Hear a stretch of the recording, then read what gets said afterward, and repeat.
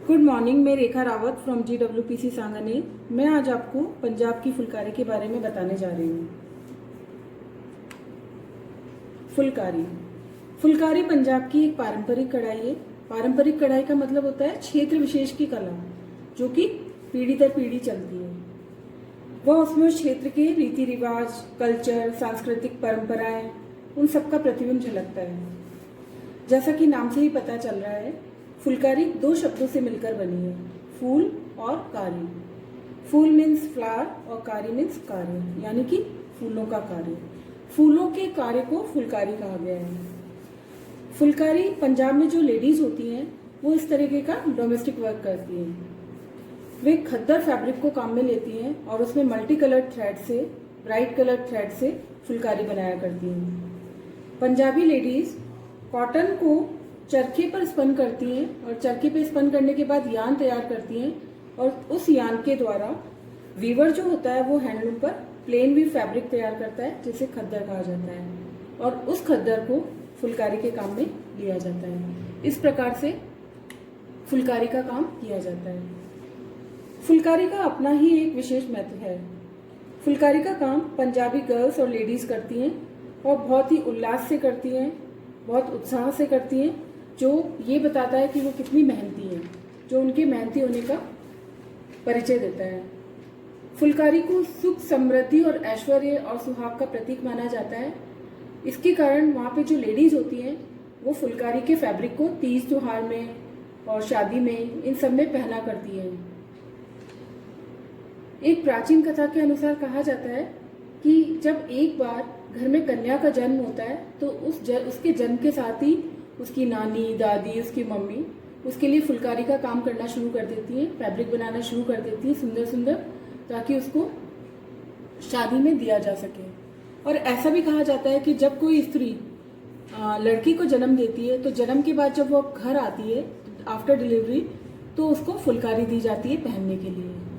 और जब कभी किसी की डेथ होती है किसी लेडीज की, तब उसकी बॉडी को फुलकारी से ही कवर किया जाता है।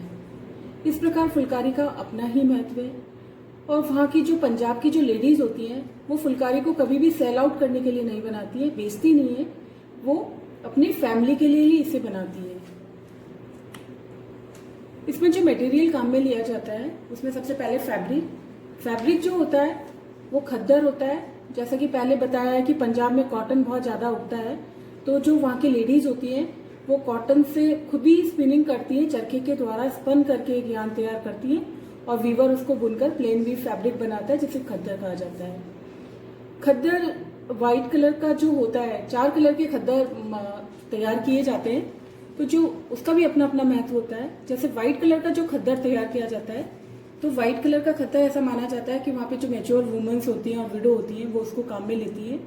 और जो रेड कलर का खद्दर होता है, जब खद्दर को रेड कलर में डाई किया जाता है, तो वो खद्दर जिस पर फुलकारी होती है रेड खद्दर पर, उसको यूथ काम में लेता है। और ब्लैक और ब्लू कलर के खद्दर वाली फुलकारी को, फैब्रिक को कोई भी काम में ले सकता है। दूसरा, थ्रेड की बात करें तो जो थ्रेड काम में लिया जाता है फुलकारी के लिए वो बहुत कलरफुल होते हैं थ्रेड, और सभी कलर का अपना अपना महत्व होता है। और फुलकारी के लिए जो धागा, रेशमी सिल्क का धागा जो काम में लिया जाता है वो अनट्विस्टेड होता है और इसको पट कहा जाता है। ये जो पट होता है, ये पहले इसका जो सोर्स था वो चाइना और अफगानिस्तान था, कि पहले चाइना और अफगानिस्तान से मंगाया जाता था इसको, और जम्मू और अमृतसर में इसको रंगा जाता था। हर कलर का अपना एक महत्व होता है। जैसे रेड कलर का धागा पैशन को बताता है, तो व्हाइट कलर का प्योरिटी को, गोल्डन और येलो कलर के जो धागे होते हैं वो डिजायर को बताते हैं, तो ग्रीन कलर का जो धागा होता है वो फर्टिलिटी को बताता है।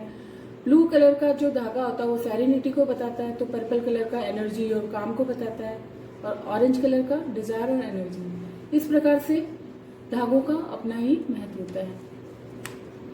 इसके अलावा इसमें फ्रेम और निडल भी काम में ली जाती है। फ्रेम जो फैब्रिक को कसने के काम में आता है, और निडल जो उसमें एम्ब्रॉयडरी करने के काम में आती है।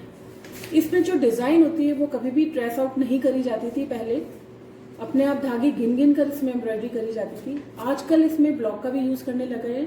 ब्लॉक के द्वारा डिजाइन को इसमें ट्रेस कर दिया जाता है और बनाया जाता है। मोटिव, इसमें जो मोटिव लिए जाते हैं वो मोटिव फ्लोरल और ज्योमेट्रिकल होते हैं ज़्यादातर, इसमें कई बार ऐसा होता है कि पूरे फैब्रिक को ही फूलों से काट दिया जाता है। जब पूरे फैब्रिक को फूलों से काट दिया जाता है तो ऐसा लगता है जैसे बाग बगीचा बन गया हो। तो इस पर्टिकुलर काइंड ऑफ फैब्रिक को इन्होंने बाग नाम दिया। बाग का मतलब होता है फूलों से भरा हुआ गार्डन, जिसको इन्होंने बाग नाम दिया, जिसमें कि फैब्रिक की जो सरफेस होती है वो बिल्कुल नजर नहीं आती है। मोटिव जो उसमें लिए जाते हैं ज्यादातर ज्योमेट्रिकल लिए जाते हैं। सिंबॉलिक मोटिव भी काम में लिए जाते हैं जो कि हमारी एवरीडे लाइफ से जुड़े हुए होते हैं। जैसे इसमें जो मोटिव लिए जाते हैं, जैसे कि स्लाइड में दिख रहा है, जैसे जैस्मिन फ्लावर है, सूरजमुखी, सनफ्लावर, मैरीगोल्ड, लोटस प्लांट, कमल का फूल है, बीटर गार्ड है, कॉलीफ्लावर है, कोरिएंडर है, वीट है, चिली है, लहरिया बाग है, मोर है, पिकॉक है। इस तरीके के मोटिव इसमें काम में लिए जाते हैं। इसके अलावा इसमें कंचन डिजाइन, बूटी डिजाइन आदि भी इसमें काम में ली जाती है। जैसा कि आपको इस स्लाइड में दिख रहा है, पिकॉक मोटिव दिख रहा है। इसमें इस तरीके से पिकॉक मोटिव काम में लिए जाते हैं। इसको ज्योमेट्रिकल फॉर्म में काम में लिया जाता है इस तरीके से। इस वाली स्लाइड में हमें दिख रहा है कि वीट का जो मोटिव है वो काम में लिया गया है और यहाँ पे साथ में पिकॉक का मोटिव काम में लिया गया है। इसमें कंचन डिजाइन ली गई है जिसमें कि ज्योमेट्रिकल ट्रायंगल टाइप्स बनाए गए हैं। इस तरीके की कंचन डिजाइन काम में ली गई है। और इस प्रकार इसमें हम जो देख रहे हैं इस इमेज में, इसमें धनिया का फ्लावर बनाया गया है जो यहाँ पे सिंगल है और यहाँ पे ग्रुप में है। इस तरीके से मोटिव को काम में लिया जाता है। स्टिचेस, फुलकारी में जो स्टिचेस काम में ली जाती है, सबसे ज्यादा डार्निंग स्टिच काम में ली जाती है। फुलकारी में बहुत ज्यादा कॉमनली जो यूज होती है। और इसके अलावा इसमें हेरिंगबोन स्टिच है, रनिंग स्टिच है, हॉलबियन स्टिच, बटन हॉल स्टिच, ये काम में ली जाती है। इसके अलावा कई बार फैब्रिक पे वेरिएशन देने के लिए कई बार साटिन स्टिच का भी प्रयोग किया जाता है।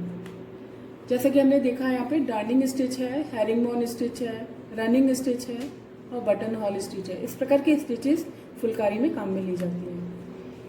इस स्लाइड में हम देख रहे हैं इस इमेज में, इस एक ही मोटिव में रनिंग स्टिच काम में ली गई है। यहाँ पे बटन हॉल स्टिच काम में ली गई है, यहाँ पे डार्निंग स्टिच काम में ली गई है, यहाँ पे क्लस्टर स्टिच काम में ली गई है। एक ही प्रकार के मोटिव को बनाने में भी कई प्रकार की स्टिचेस काम में ली जाती है। टेक्निक्स, अगर हम टेक्निक्स की बात करते हैं तो हम देखते हैं कि पहले जो फुलकारी के मोटिव बनाए जाते थे वो कभी भी ट्रेस आउट नहीं करे जाते थे। मोटिव को भी बनाए नहीं जाते थे, ना तो ट्रेस करते थे, ना ही ब्लॉक से छापे जाते थे। इनमें धागा गिन गिन कर मोटिव बनाए जाते थे। लेकिन आजकल ब्लॉक को भी काम में लिया जाने लग गया है और इसमें फैब्रिक, जितना भी फैब्रिक होता है, जितनी डिजाइन बना ली जाती है, उसके बाद उस इनकम्प्लीट फैब्रिक को एक व्हाइट फैब्रिक पे रोल करके रख दिया जाता है। फिर दूसरे दिन वापस उस वर्क को कंटिन्यू किया जाता है। और चूंकि इसमें धागा गिन गिन कर मोटिव को बनाया जाता है तो ऐसा करते हैं कि ये लोग पहले तो एम्ब्रॉयडरी कर लेते हैं, उसके बाद उस फैब्रिक को डाई किया जाता है। और डाई भी इस प्रकार से किया जाता है ताकि वो सिल्क थ्रेड पे, जो कि हमने एम्ब्रॉयडरी के लिए काम में लिया, उस पर ना चढ़े, केवल फैब्रिक पे चढ़े।